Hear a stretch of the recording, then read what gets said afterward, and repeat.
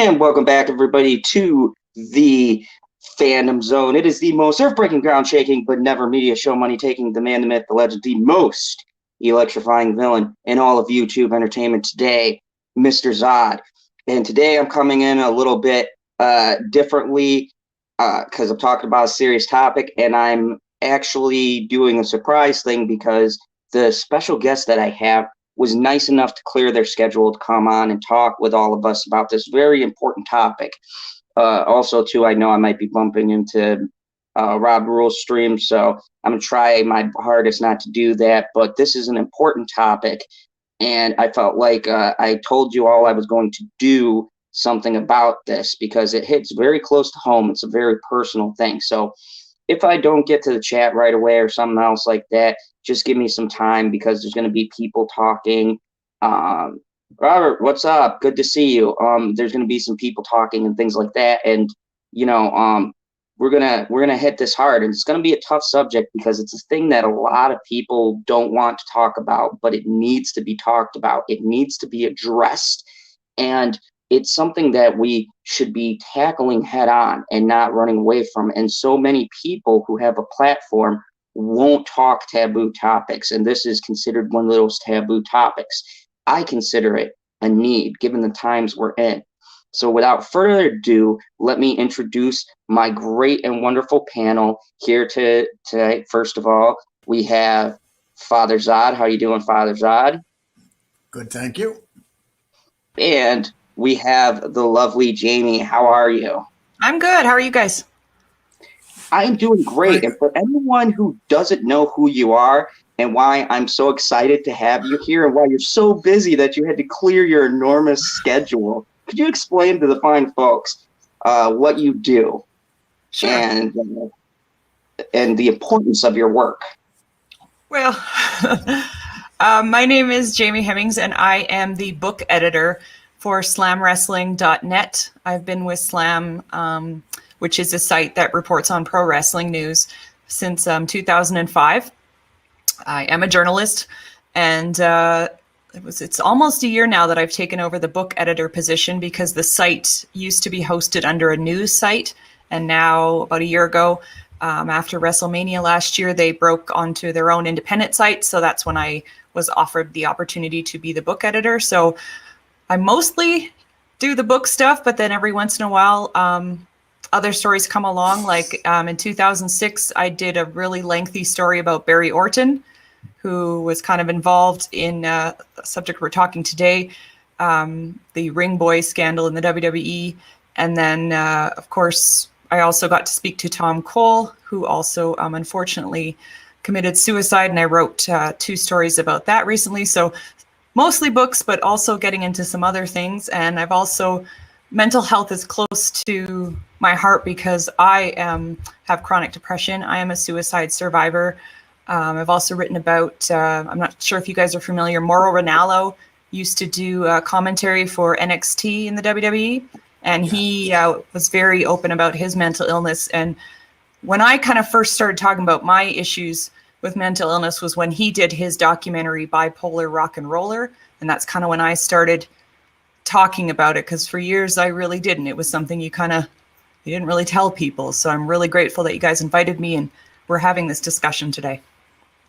Yeah, I've been wanting to cover, and I'm sorry to cut you off there, Father Todd, but this has been an important topic for me to cover because I said there's been a large subsection, and I've gotten kind of involved with this great community, and a lot of them deal with DV issues. And I felt that it's important because those things kind of go hand in hand, right? The violence and the being a survivor of stuff, and you get all of these thoughts and ideas.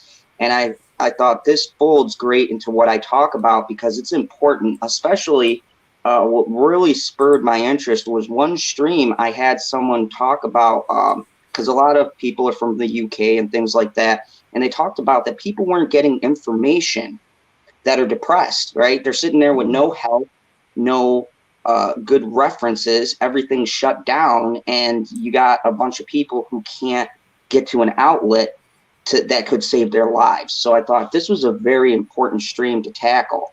So I really appreciate you coming on. Well, thanks for having me. And I like to say, Jamie wrote 2 stories on my brother Tom that were probably the best stories written out of. Well, there were many stories written over the last month or 3 weeks, and they were by far, I thought, were the best. And what I was very surprised about is Jamie had some conversations with my brother, and he really went into his despair with her, and he didn't really do that with other people. And that's one of the reasons that I invited Jamie here, is for that, and the fact that she is a survivor. And what I'd like to ask you, without, we're at the point where whatever I ask you, if you feel like I'm going too far, just tell me no, because it's a very personal, it's very personal. Yeah, And, of course. I appreciate that. would you be able to tell us when did you realize, is this something that was always with you your whole life? Were you depressed and you were thinking suicide, or did it happen suddenly? I've always felt it. I've felt it since I was a child, but I didn't have the vocabulary for it. And I did try to reach out to my parents and try to tell them about it too, but they also didn't really know quite what to do, because when I was a child, it just wasn't something that was really discussed a lot. And it wasn't like, now there's a lot of campaigns about mental health. People are talking about mental health. There are a lot more medications for mental health, because back then there weren't a lot of options either. So my parents weren't really sure what to do about it. And I didn't know exactly as a child how to articulate it. And then it just kept going, and I wasn't taking anything. I didn't start being medicated until I was 18 years old, after I survived my suicide attempt, and I was hospitalized for that. And that's when it's like, okay, like they gave me a therapist and everything. And then I started being able to take medication and started going on to another path. But that's still, I think, a thing that's really difficult, is my path is not going to look the same as other people's paths. So I know there are people who, when they are feeling depressed, that get frustrated because the medication I take might not work for other people. So I know that can be frustrating, but I would just tell people that if you are feeling this way, make sure you reach out. I've been seeing on the screen here, they've been sharing some great websites. And that's not just for people who are feeling depressed or suicidal. That's for people who don't know how to talk about this with people that they think are going through depression or are suicidal. Like, you're allowed to access this too, so you can maybe have a better source of how to communicate with somebody in your life who's going through this. And what I find amazing is, not amazing, kind of sad, is when my brother would call me, it got to the point where he was overwhelming me by telling me that he didn't know if he can go on. And it started affecting my life. And it got to the point where I had to say to him, Tom, every time you call me, you're really depressing me. Please, when you call me, let's not talk about this. And I wish I could take that back, because of the fact that I didn't realize he was that close to doing something to himself. And he did do something to himself, as people in these streams know. And he hung himself. And, and the scary part about the whole thing is, he used to always tell me that he had a lot of respect for the way Robin Williams committed suicide. And he chose the exact same way. Yeah. And, so I guess Robin Williams in a way was a kind of a bad influence on people by the way he chose death. And, Well, something I wanted to, I'm not a doctor and I'm not a psychiatrist, I'm not a therapist, but I was looking at the National Suicide Prevention Lifeline, and something that if somebody is telling you that they're feeling suicidal or depressed, these are some kind of tips. I just thought I might, if that's okay, if I just read a couple of them. Yeah, Things go like ahead. being direct, like talking openly and matter-of-factly about suicide, be willing to listen. And I know it's not easy. I've just, like what Lee described, I had family members that used to say, can you stop calling? You're depressing me. So I do get how it is difficult to hear someone in that state. So I do get that, but just be willing to listen. Something that's not on here that I just thought of is just admitting, I don't know exactly how to help, but I do care. Like something simple like that. Again, you can also go to these National Suicide Prevention Lifeline for other tips too. If you're not sure what to say to your friend, loved one, whoever it is, be non-judgmental. Like don't start saying, oh, suicide is wrong, or, you know, the Bible says so, or something like that. Avoid those stuff. Like don't lecture. Become available, show interest and support. Don't dare the person to do it. Not saying anybody would do that, but just had to put that out there. Don't act shocked, because that might put distance between you and the person. Don't keep it a secret. Like I said, you can yourself go look at some of these suicide hotlines and stuff to help you help your friend or your loved one. Offer hope that alternatives are available. But again, you know, you're not an expert, so you might have to show them the way to some experts. Remove means like weapons or pills. And like I said, get help from people or agencies specializing in crisis intervention and suicide prevention. So those are just some things you could do. Yes. One thing, Lee, I just want to, when my brother killed himself, he had several guns in the house because he was a bodyguard. That was his living. Right. And he had medications. And it makes you wonder why people choose a certain way to die. You could find several ways in your home to hurt yourself, unfortunately. And he chose to hang himself, and he had a gun. I'm sure he probably didn't want to make a mess, or, pills. He probably didn't. It really makes you, think about what's going through someone's mind when they're sitting there and saying, how can I do this to myself, and what can I do? They're like literally looking for the weapon, and that's scary. That's just a really scary thought. I think if I can, I'm again, not a doctor, not a therapist, but just from my own experience, when you are at that point, it is so dark, and it is just all you feel is pain, physical, mental, emotional, and you're just looking for a way for that to end. So if that helps people understand it a little bit. So, I don't know if, like, maybe in some cases people put a lot of thought into how they're going to end their lives and that, but sometimes it's just, they just can't handle things anymore. And that's just, yeah. And I just wanted to share something. Some people are sharing stories in the chat. Yes. I appreciate that. I appreciate you opening up. Look, I know this is a tough subject to talk about. I'm probably gonna have people come in, people come out, because this is a rough thing. But I think the most important part of this, folks, is that we're all here, we're sharing these things, and we're talking about these, because there's another piece of this that I wanted to address. And it's kind of the thing I've been falling into. And it's the people that are left behind, right? It's puts you in a weird place. And I know Dad has shared some of his feelings. But for me, I've felt the weight of this too. I have stories of the things that I did with my uncle.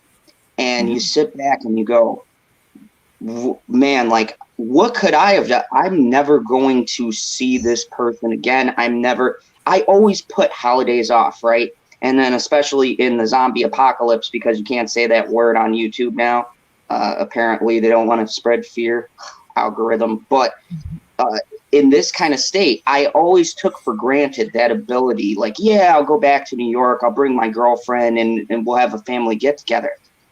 And over the past couple of days, I'm just sitting here thinking, like, I can't do that. I had a chance all this time. I had all these opportunities, but because I was dealing with my own personal stuff, because I was going through my own things, I kind of was like, am I selfish? Because I could have made the time at any point. I could have made a phone call. I could have did this. I had so many opportunities, and I never did. And that is always going to stick with me. Mm-hmm. So I guess my next question is, as people who are the ones left behind, and I'm sure there's a lot of people telling stories in the chat, what could you say to people like that who live with this guilt that they could have did more, that they didn't do enough, that they haven't done something to try to help them? Well, I think what I kind of said before, like when you're in that place where you decide to commit suicide. It's so dark. And I hope something I always hear when people commit suicide is, oh my goodness, they're so selfish. How could they do that to their families? And I understand that reaction. I get a little angry about it, but I also understand where that comes from. But in my own experience with my suicide attempt, it wasn't like, oh, I'm going to show them, or oh, I'm going to hurt my family, or oh, they're going to be crying over this. Like, that never entered my mind. The thing that entered my mind was, I'm in so much pain. This needs to stop. So I don't know if that brings people solace, but like a person who commits suicide, in my opinion, like, they're not thinking I'm going to hurt people. Like, I don't think Tom would have ever thought that they're like, oh my God, this is going to destroy my family. This funeral for myself is going to be awful. Like, it's my guess that didn't run through his head. Of course he doesn't want to hurt his family. Of course he doesn't want to hurt his people. He's just hurting so much. And then, but to me, when I saw Tom's funeral, I attended virtually. That was the thing that hit me, like, oh my God, like, I had no idea what suicide could really do. And maybe if some good can come out of this, that was what I left with. Like, it just really hit me. I could never, not to knock Tom, but I kept thinking, I can't do this ever to my husband and my son. That's what I left thinking that. So maybe that's some good that can come out of it. But I just don't want people to think that people who are suicidal are really trying to deliberately hurt their family and friends. They're just in so much pain. No. It's funny, you see Tom's 3 daughters. They're absolutely beautiful young women. Yeah. And you would say to yourself, a lot of people have said this to me, are you angry at him for doing it? In the beginning, I was. I have to admit, I was, because I think that's natural. Yeah. But then I found out that he had a brain tumor, and in the lobe of his brain, he had a golf-sized brain tumor. And with all the other guilt that he had on, this pushed him, where there's 2 of them now. Okay. Sorry. It just pushed him to the point where he did not care about who he was leaving behind. He probably didn't think about it. I don't think he had thought about it. He had no debt. His house was paid. He was in good shape financially, despite being laid off. His daughters were in high school, doing well in high school. One was in college. He had some personal problems, but everybody has personal problems. Right. Everybody takes personal problems different. And there's just some people, it's funny because I didn't realize this until I went to therapy one time. I used to be twice the weight I am now. And I used to eat continuously. And then I had bariatric surgery and it saved my life. But that was my form of committing suicide. I believe that when someone lives a certain life where it's so, if you're a heroin addict, if you look at this country now, there's so many children overweight. And like it's never been. You could look at a school picture from the 60s and see no heavy kids in the class. If you look at the pictures now, you see a lot of obese children. So between the food we eat, the chemicals we take into our body, I'm sure that has some effect on the way people think also. And it's a shame because way of how people cope. Food, drugs, alcohol. Yes. My stomach I could eat beginning of the day and not stop eating. It was nonstop. And, then you look at people, we lost my sister Alice last year. She died of drugs. And the year before that, my brother Danny. And, the shame part is they all lived a very, very dangerous lifestyle. And, that's when I started saying to myself, their death was a form of suicide, because when you live on that edge, where you are, what you're doing, and you're on that edge where something's going to happen to you if you continue living this way. I mean, would you say that living a bad lifestyle is a call for help or a form of slow suicide? I think it's definitely a call for help, because that's how a lot of people cope. And when a lot of times, if they just don't know how to access the proper help, or like I'm Canadian, but I currently live in the US, so there's also issues the American health system is a lot different than what I'm used to. Like, people don't always have the proper insurance, so they don't, and they don't have the means to access the help, because if their insurance doesn't cover it, they can't afford it. So I think that makes a big difference. I also think that because it's been so taboo to talk about mental illness and people have been so shameful about it, it's just easier to eat or, use alcohol, drugs, whatever, to cope instead of reaching out for help, because there's still such a shame surrounding it. But I'm glad like avenues like this show and just other campaigns, and even, all the websites you've been showing on the bottom of the screen, that people are finally talking about it. And, so I'm hoping, like we've talked about this before, Lee, like, it's still such a tragedy what happened to Tom, but maybe there's some good that can come out of it. I'm hoping there is. Well, one of the things that I noticed is we're getting some really good quotes in here. And Lily says, I was suicidal. I know a lot of people that are also, and like Father Zod, the way I copied with pain was doing the opposite of eating a lot. Exactly. That's another one. Yeah. And that's a sense of, I know people that have eating disorders, and that's a way for them to have control. So that's another way of coping. Yeah. Like, it's all kind of goes back to coping and dealing with pain and feeling control. And then just Call Me Hen says, I had those thoughts years ago. I wasn't coping. I just wanted it to be over. Everything was failing in my life, but I knew that I couldn't do it because of my children. I was all they had, so I sought out help. I'm glad and you know it's funny because yeah, and because just Call Me Hen, that's a lot like we're talking about my brother. I believe that my brother would have committed suicide sooner if it wasn't for his daughters. Yeah. And because he was always hurting, he was always in a lot of pain. And I think his children kept him on going. And then when the daughters reached a certain age, he probably felt like they didn't need him as much anymore as when they're 7, 8, or 9 years old, even though we know that they did need him. Of course. And I wanted to apologize. I had technical difficulties. I had to kick myself out and come back in. Jeez. That's okay. Technology. It's a Wisconsin thing. No, I mean, that's the thing that was the hardest for me. I came in because I didn't realize that the funeral was actually earlier than what I scheduled. So I came back in and I was watching it, and the part at the end really got me, because it was rough. And I think, that's and the people who go, oh, well, they were so selfish and things like that. I almost feel like that comment is coming from a place of being hurt, and they don't know where to channel it, because I had a good buddy of mine in the service take his own life, and he took his life prior to actually getting promoted, but he was going through a divorce with his ex. And I mean, we got mad at the ex, we got mad at everything else, but we didn't really stop and see there was a lot of things going on. You go out to sea, you're gone for months at a time. His wife didn't want to go through that with a child. She wanted him to be a part of that. And he was committed to the service. And, there's so many other factors, and you don't know what's going on in the mind of a person and what they're dealing with. Yeah. It's tough to say. Now, you wanted to bring up some statistics, Father Zod? Yes, I did.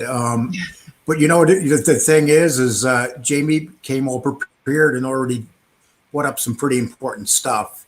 And but these just surprised me, these statistics. Sure. If you do you have that to raise up, or do I have to put it back in there, Lee? Oh, you got it. Oh, there it is. Okay.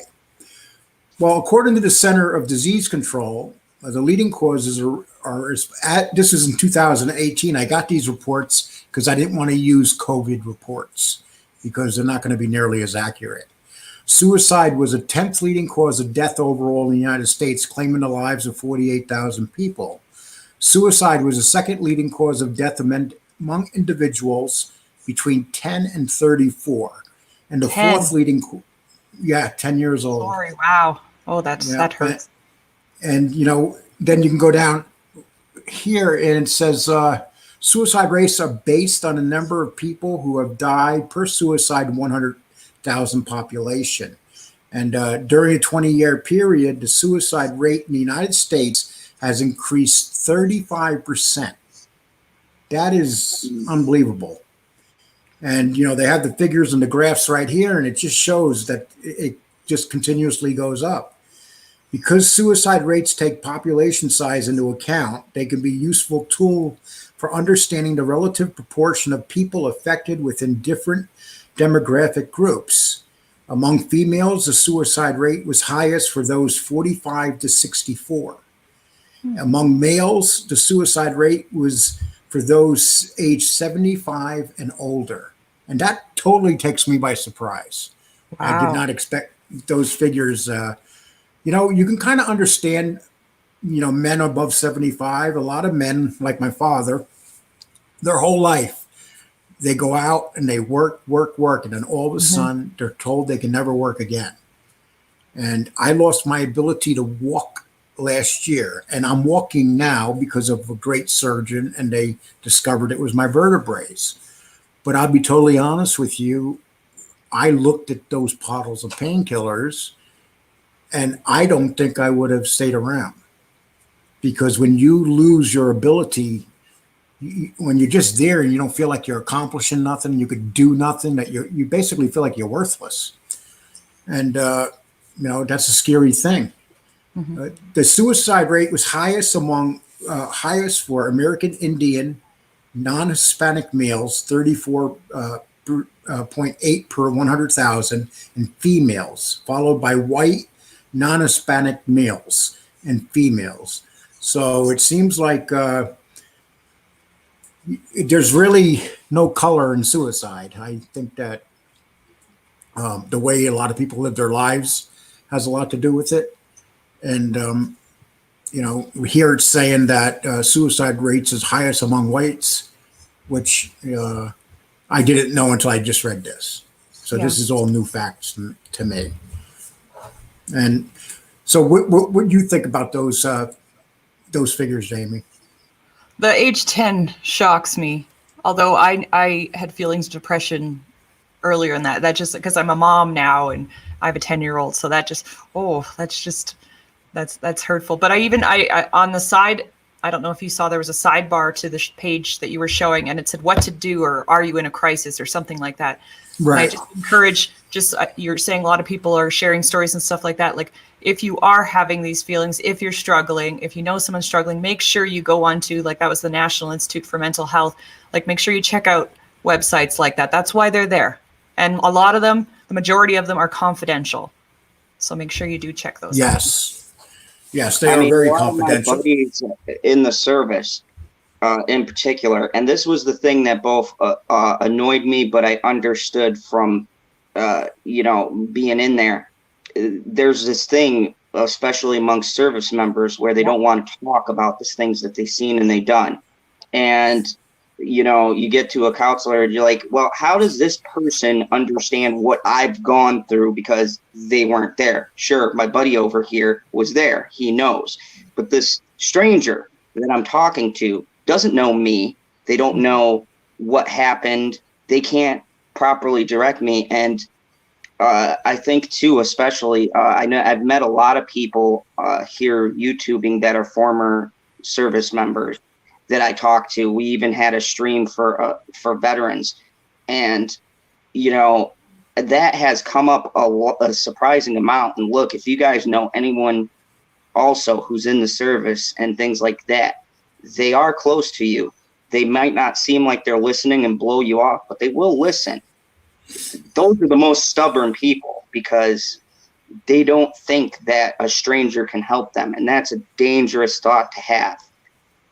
Because that builds isolation too. That builds a feeling of being alone. And I mean, I talked to my girlfriend about some things, and it took a long time to talk to her about things and experiences and stuff. But I'm glad I at least have someone. But also too, this is sweeping, like, especially being in the service. If you were in there and you've seen things, don't hold it in. Don't keep it bottled inside. Don't think you can beat it yourself.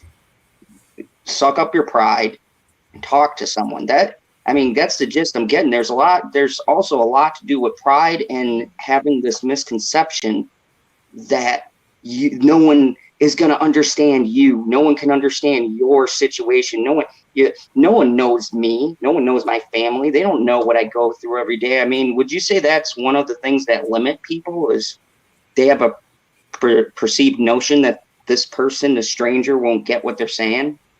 Well, I have a husband in the military, so this hits close to home because I also feel that people in the military, even though they're told to speak up about this, I think they feel if they do, they'll be penalized. So that's why even if you don't feel comfortable going to a military doctor, therapist, talk about it, at least contact one of these, like the National Suicide Prevention Lifeline. At least go to that. It's confidential. So if you don't feel comfortable sharing the military, and I get that because my husband being in the military, every time we're posted outside of Canada, we go through a thorough screening process. And because I have chronic depression, I'm a suicide survivor, ding, ding, ding, I get the special interviews. I have to go through it, even though this all, like I've had one suicide attempt that was before, years before I met my husband. I still have to go through it in detail, every interview. So I get, to anybody watching military, I get it. I understand. It's not easy to talk about this to people in the military. There are still people in the military who there is a old boys club in the military. There's a lot of great things about the military. And there's a lot of people I've met some great military doctors who always are like, why are they treating you like this? They're treating you like a pariah when you're being so honest with us. This girl is fine. She's taking care of herself. She's sharing her story. That should be applauded too.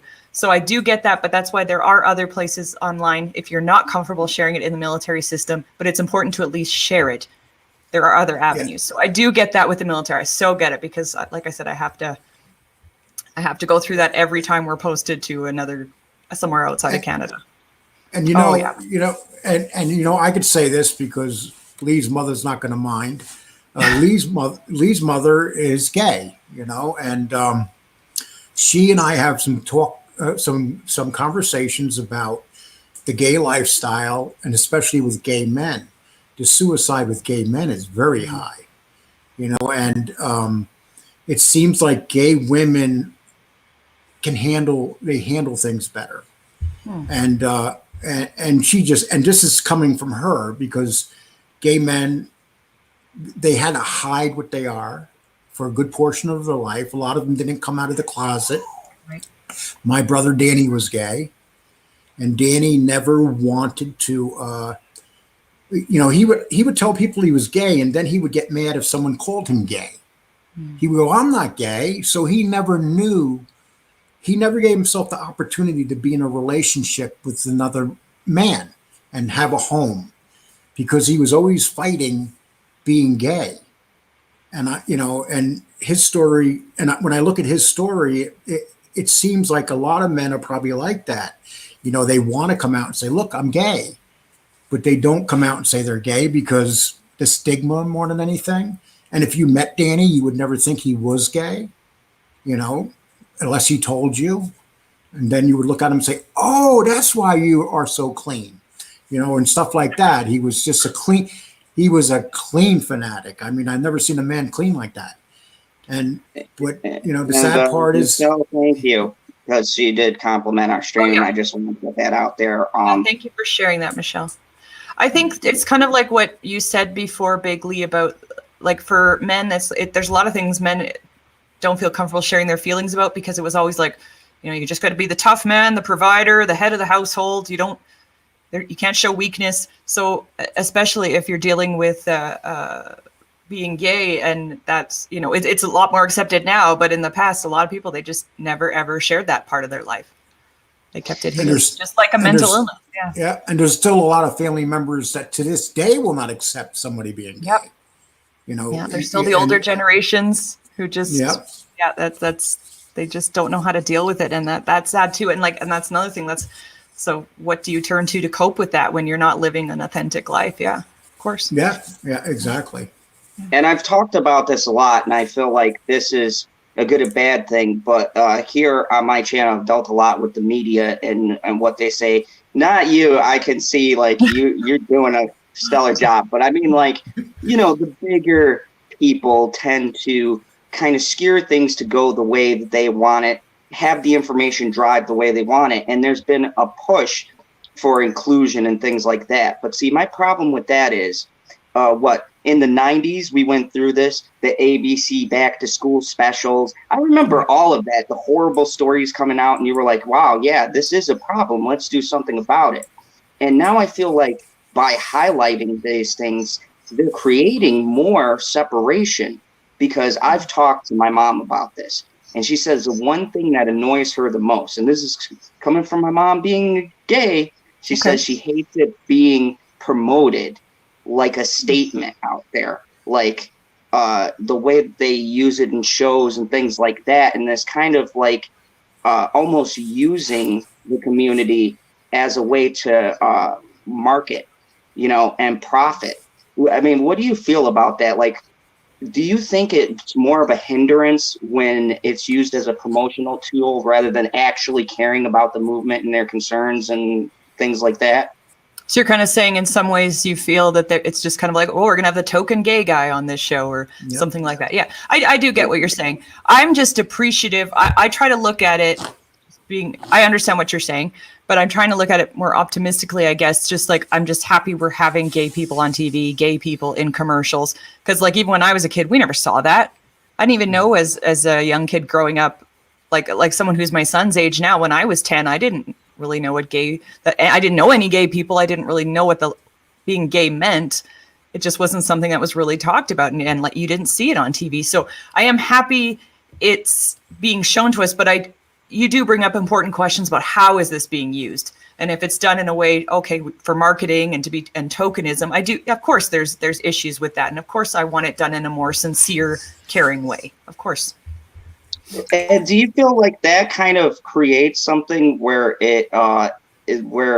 it's kind of insensitive, because like they're like, yeah, we got this representation, but it's kind of the wrong way we want to present it, because you think about this cause, they've struggled for years with this, people being beaten, kids being beaten, horrible things. And then now we're in the 2020, 21, and it's almost like marketed like a Coke or something, you know what I mean? And it feels so disingenuous. Do you think that creates a divide, because now you got people saying, you know what, I'm getting tired of seeing all of this? You're having the adverse effect that you're going for, right? Because you have people going, I don't want to see this every time I turn on a show and things like that. I think that hurts the community a lot more. Yeah, I can see that. It's not a way I have felt, I'll be honest, but I do understand what you're saying. But I'm just happy that we are having this discussion, like even when it gets to having more people that are trans on television, things like I was just watching, I'm a fan of the show The Conners, and one of the bosses on the show, or like there's a plastic factory, and one of the bosses of that plastic factory is trans. And I just think it's important because it gets people talking. Like, I'd rather people be talking about it, but I do see what you're saying. And of course, I'd rather people be doing it in a genuine way. And I don't want people to be like, oh, it's too much, I can't handle it, I don't like it. I get that too. But I'm just appreciative of the conversation.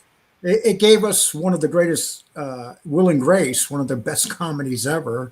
Oh, yeah. Really dove into it. Yeah. Really that is what I call not overdoing it. It's perfect, and it's so sincere and generous, it's one of those probably comics that you're always going to remember. Oh, definitely. That was a huge moment to be having gay people on television, and to expose people to it, and to, tackle issues that people in the gay community deal with. And you go through. It's like, do you guys know who Ed Podolak was? I don't know who that is. Sorry. Ed Podolak. I almost called you Dr. Zod. I gave you some more credentials. Sorry. Go ahead, Dr. Zod. Ed Podolak was a great, great football player. Okay. And he had to come out and say he was gay 10 years after he retired. And everybody in his locker room knew he was gay, and no one said nothing negative to him because they knew what type of man he was. But he knew that the fans and other people would make his life a torturous hell. So he chose not to talk about it while he was a football player. And, talking about mental illness, that could have a great effect on someone's mental illness, holding in who you are, Oh, and not being able to say, who you are. And, makes you think, if you see the movie Boys Don't Cry, that movie really showed how what happened to this one person because of people's prejudices that were so bad. And, and a lot of it's all mental illness, and people are going to be mentally ill because, like I said, they got to hold it in. They got to pretend they're something they're not. They can't go out to, there was a matter of fact, there was a skit in The Sopranos where this one gangster went into a gay bar and he was dancing with a gay man, and another gangster seen him doing it, and he wound up getting killed because he was gay. But he wanted to come out and say, look, I'm a gangster, but I'm gay. But that was a code in The Sopranos in that show. But you know what the great thing was about that show? It dealt with it. It dealt with that part of a lifestyle. And if you read any of the books about gangsters and stuff, years later, in those books, they talk about a lot of gay gangsters. Yeah, I'm sure that wasn't the only gay gangster. Yes, there were a lot of them. Yeah. And I don't know how we got into this subject, but I think that, knowing my brother Danny and the mental illness that he suffered, a lot of it had to do with that. And I'm going to go over one other area that has to do, and I don't like to, but the fact of the fact is, I believe that sexual abuse as a child has a lot to do with suicide. Of course. And in my family, I have 11 brothers and sisters, and a few of them were molested. We were in the foster care system, and they had some horrible things happen to them. And, when children, this happens to children when they're young, they never feel like they can, they never feel the same again. They're destroyed, and they don't know how to cope with it. And there's so much shame associated. They feel so, yes, like, part of that they brought this on themselves, and there's a huge shame associated with it. Yeah. And suicide is like, when you think about suicide and mental illness, what gets a person there? Sometimes it could be the chemicals in their body, in their brain, and you need medication to get those chemicals straight. Yep. But a lot of times it could be just your upbringing that could lead you to suicide. And, what should a person do, do you think, that say they were molested or whatever? Do you think that they should talk about it right away with somebody, or? And if you can't talk about it, like for me, I wasn't able to tell anybody, I was molested as a child too, and I wasn't able to tell anybody till I was older. There was such shame, and I just couldn't deal with it. So I finally told my best friend when I was in my late 20s, I think. And then, but if people aren't willing to talk to, if there's not someone close to them they want to tell this to, there are therapists. There's RAINN. It's the Rape and Incest.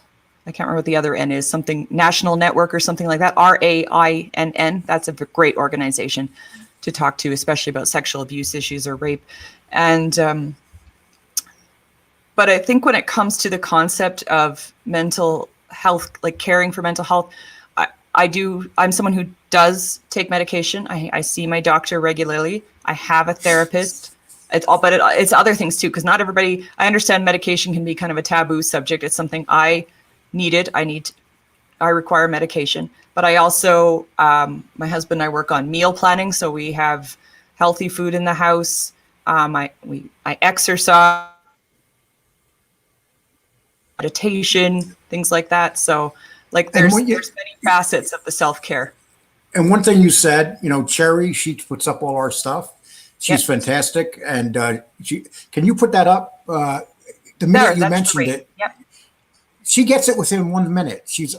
Nobody like that. Cherry's doing awesome. I'm appreciative of all those links on there, because that's so helpful. Because sometimes people are like, I don't know where to start, or that's a great organization. She should have a job working for people here, because she does, anything that we asked, she puts it up so fast.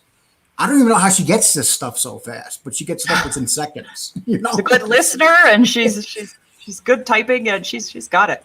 I told Lee once he starts getting really monetized and does well, he better take care of Cherry. Oh, yeah, You wanna keep her. the little buttons Yeah. over on the side now. I was looking over because I did my first stream before this and no button, but YouTube notified me right after I go live and they go, "Hey, congratulations, you have the buttons now." I go, "Thanks." Would have been helpful an hour ago. But anyways, Echo Spice, welcome, because I haven't seen you here before. Maybe you were. If you were, I apologize. They said self-denial and lack of acceptance are really serious. They are they make an underlying issue so much worse. Thank you for having this discussion, and you're welcome, because first off, thank you everybody, because when I was tackling this, I wasn't sure how it was going to be received. I just knew that the problem and being monetized and everything, and the things that really upset me is I see a lot of YouTubers, I know a lot of people in the community and some bigger YouTubers, but because they're monetized or because of this and that, they won't go near these subjects. And this is supposed to be a forum of discussion. I feel I feel wonderful about this because we're getting people together who may not have ever met, and they're talking amongst each other in the chat. Our amazing mod Cherry is throwing stuff up for an information, and we could talk about everything. I can go on a tirade about Star Wars for an hour, but you're going to tell me that this isn't something No, please don't. Please don't. Well, I get into that, but I don't. I'd be okay with that, but I understand where Big Lee is saying we should stop. Well, you know, now that I found out you're a fellow Star Wars fan, I may have to, you know, Another get your show. expertise. Yes, Yeah, I he'll start sending you links now for those shows. I'm all about the Grogu links. I can deal with that.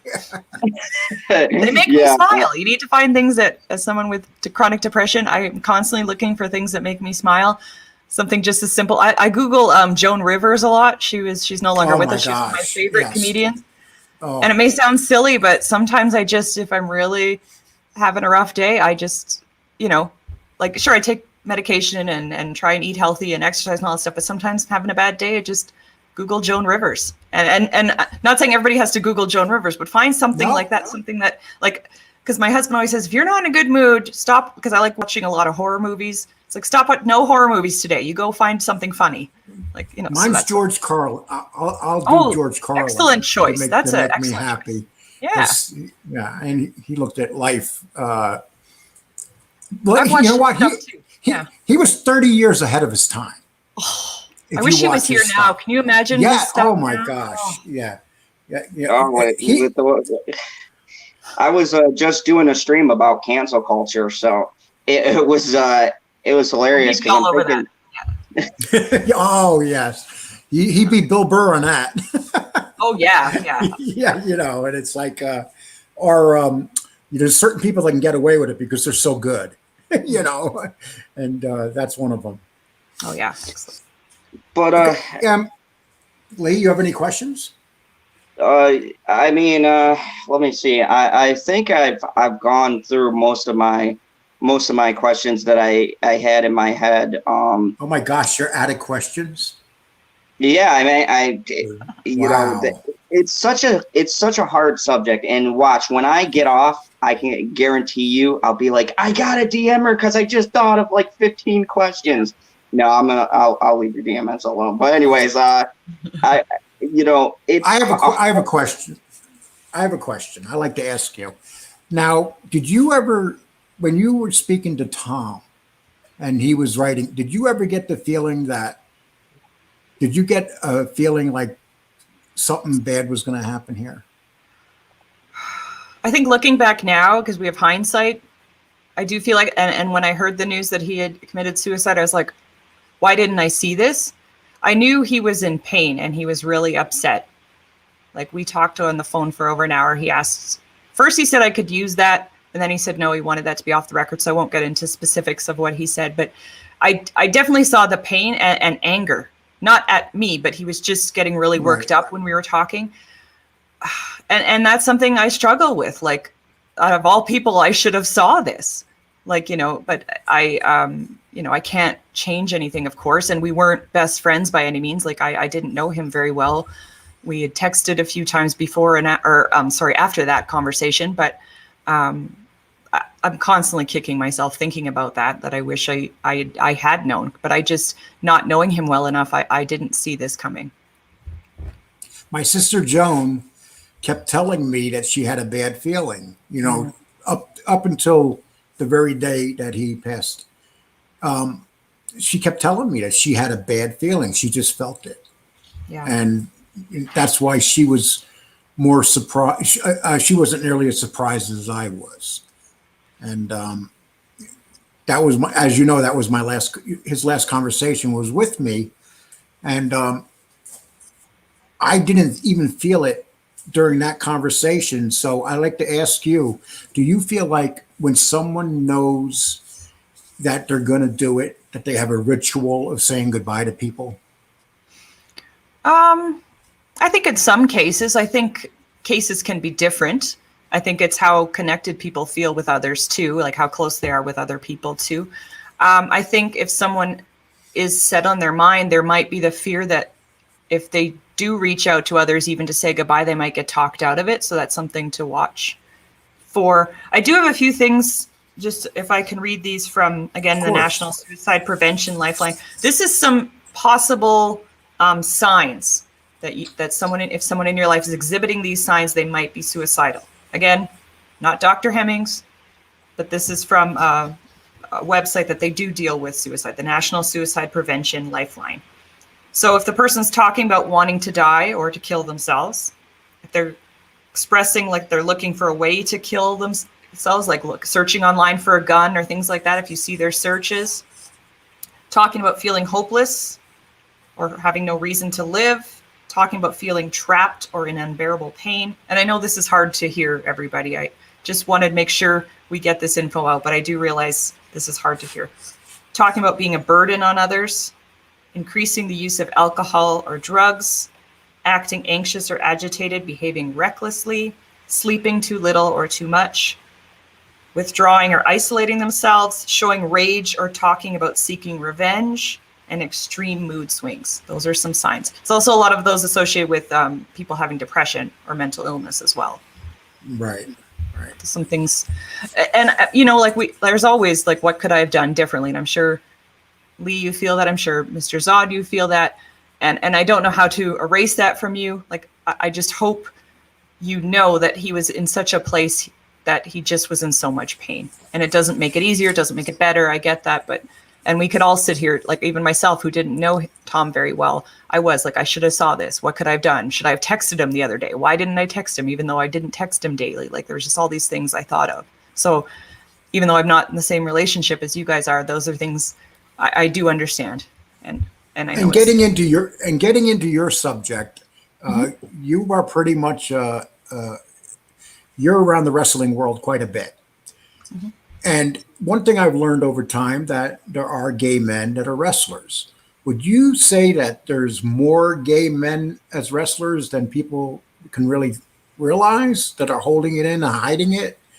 Or I think it's more, I think people are more open to talking about it now, but I'm sure there's still some people, just like in any career organization, that keep it to themselves. That just feel there might be repercussions, or they might be penalized for sharing that, or just not feeling comfortable. People still make gay jokes. People still make horrible stereotypes about gay people. So I think there's still people who hide it. But I know on Slam, and this is a separate issue, but we recently had a story about the wrestler. I can't remember the original name, but has transitioned to be Gabby now. I can't remember the original name.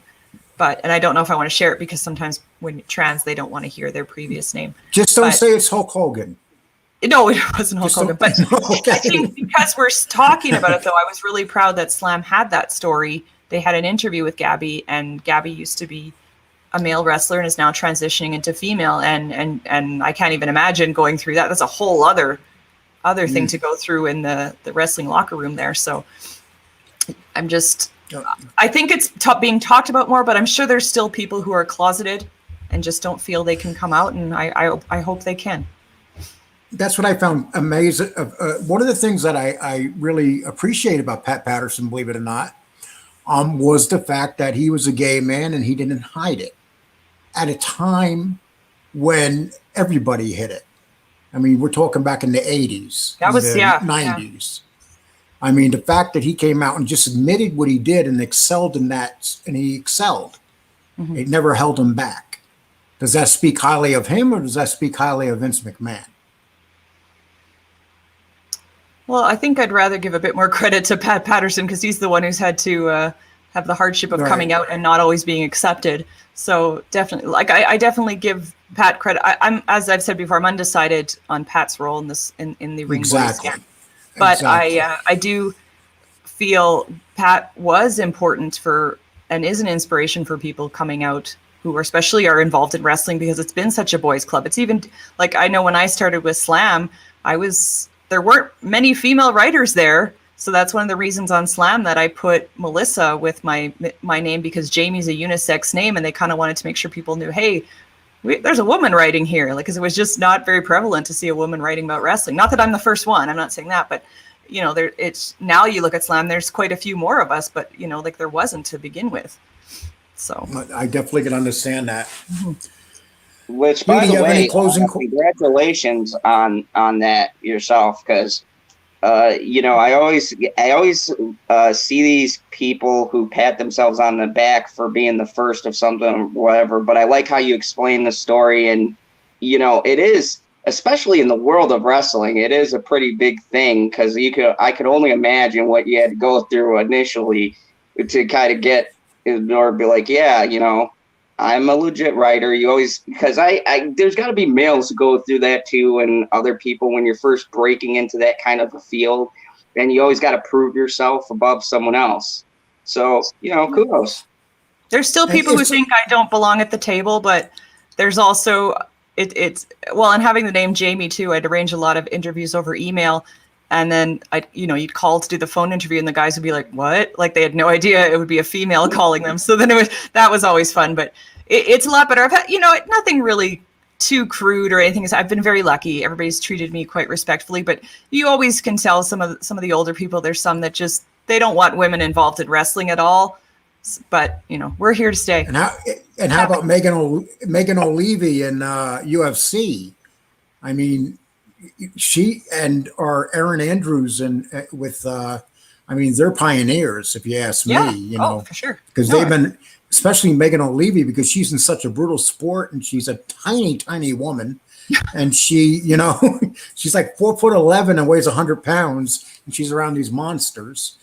Well, I've got tiny friends, and I find they're feisty, and I don't mean to make a stereotype, but all my friends who are shorter. Because they have to like draw attention and prove they have something to prove sometimes just being short. And so, kudos to them. Yeah. That's why I'm 6'9". Sorry? I said, that's why I'm glad I'm 6'9". I'm not. No, you're not a doctor either. Yeah. Lee's mother's a tiny little woman too. So I don't know where he got that 6'9" from. And it's interesting because I come from the world of martial arts. Okay. And my mother had to go through, she went to traditional school, and this instructor gave her hell. My dad knows this story. And she wound up getting to a point where he didn't want her to go because she was one of the best students. I mean, I used to watch tournaments of her going up against big dudes, and she would land a kick and buckle a big guy. We had this football guy she used to train with, and he was big, 300 pounds. He used to play football, and he got into martial arts, and his name was Frank, I believe, and he used to throw these kicks. His legs like tree trunks, and my mom would just zip right in there because she's super fast, and she'd throw a bunch of kicks and stuff before you could blink. And this big guy was like this, like backing up because, here's this female who he didn't expect, and they became best friends after sparring together because, he got into this and he was laughing when he got into the match. Like, you really want me to spar her, right? I've been putting guys down. And, she always has a smile on her face when she's about to spar, and boy, just let him have it. And then after that, we used to go out to the pizzeria after going to school. And so, I mean, I've seen that in martial arts, and I've always had an affinity when I was teaching towards the younger girls because they would spar, and they, entering sparring versus me teaching them self-defense and doing self-defense with the guys, there were very few girls who were able to deal with all this coming at them. But once I showed them how to do it, they were some of the most vicious students I had. The boys didn't want to spar them anymore. Don't underestimate females. Don't underestimate them. Well, my sister Maggie, she's an 8th degree black belt, and she has a successful school in Albertson, New York, and she's written several articles. She came up in a man's world, and she was always held down, and now through COVID, she's the only one that really survived her business because of the way she is with children, and and the fact that she's a 8th degree is, that's an extremely high rank. And, she got into martial arts because of Lee's mother. She said to him, why don't you get into the arts? And she excels in it. And, she's a world champion. She's won lots of world championships and stuff. And, martial arts is in our family. And I'm the only one that was. You guys. No, you can mess with me. I just marry black belts. Well, they'll stand in front of you. They'll protect you. Yeah. Hey, Lee, you want to close out the show now, or? I don't know who this Lee you are that you speak of. Oh, I'm sorry, Zod. Do you? I just like to say I really enjoyed the show. Thank you so much for coming into the show, and and we had some really good questions and everything. I do appreciate you coming into the show. I just wanted to show you that. I just hope you understand that my life isn't just about what happened to Tom. I understand that. That's and these things are very important too. And whatever I can get out of Tom's death to help people, Tom would be proud. And especially with this topic just in itself. And I wish he was here to see it, I do too. Yeah. And I just wanted to thank everybody, and I want to thank you, Jamie. Thank you so much for coming on, because I never saw my channel going in this direction. I was close to being monetized, and then literally when it happened to me, I was about to go on to a stream. Right before it's normally my funny stream that I have on Fridays, and and then it hit me like, what I want to do with my channel is do more stuff like this to help people out as well. I believe humor can help people as well. Yes. That's why I do my Friday nights. It's one of the best medicines. We have a great chat, but sometimes also having the guts to talk about stuff that people don't want to talk about. I've been that way since I started this channel. I'm actually surprised they didn't cancel me before I got monetized. I was even more surprised they monetized me for some of the streams I had. Just go with it. Don't question it. Well, I plan on not doing it, doing that. I still stay away from some stuff, but I've always tried to tackle things that no one wants to tackle. And it means a lot to me, you coming on, and hopefully, if you get some more free time, we would love to have you back on the channel. I think the chat got a lot out of it, and if I helped someone out there, thank you. I heard a lot of people. I didn't really want to answer as much, guys, so I apologize for that, but thank you for your well wishes and letting us know this helped, because that's what I wanted. So I'm so glad.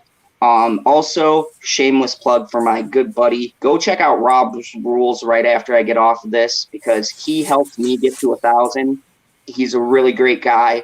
Wears his heart on his sleeve, and he's helped me out during this time as well. He called me actually on my cell phone after it happened, and he talked with me. So go over there, support his channel, go show him some love. Terry Lewis said, in case I don't get a chance, just wanted to say, you're in my prayers, Father Zod. Prayers are with all of your family. Thank you, Carrie. We appreciate it. So thank you very much for watching. If you like this video, please retweet it out, get it out there, let more people see this so that we can get more people in the conversation. Do the like thing, And if you were new to the channel, hit that subscribe button because I'm going to be tackling a whole lot more here. I've got a great Friday late night talks.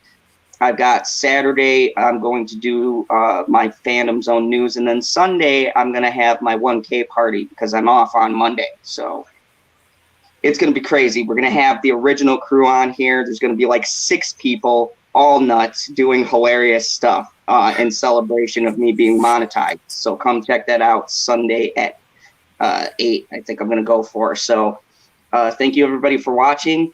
And make sure you take care of each other. And Kind to each other. be kind to each Yes. other. And I'll God talk to you bless. soon, Jamie. Thank you. Yes, thank you guys. This was great. The darkness before we never